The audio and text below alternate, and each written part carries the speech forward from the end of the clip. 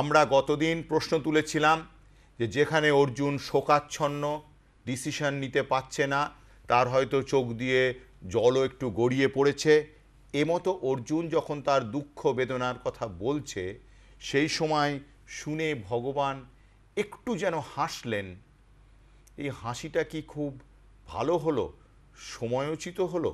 সুভাষ, তোকে যদি আমি প্রথম প্রশ্ন করি যে ভগবান এই রকম একটা সিচুয়েশনে তার প্রিয়জন সম্পর্কে কাজিন ব্রাদার সেরকম অবস্থায় রয়েছে, তার কথা শুনে মুচকে হাসলেন কেন? অর্জুন তো মানে প্রথম অধ্যায়ে অনেক জ্ঞানের কথা বলছিল, তো তারপরে তখন এবং দ্বিতীয় অধ্যায়েও ওই রকমই নিজের বুদ্ধি দিয়ে অনেকগুলো কথা বলছিল।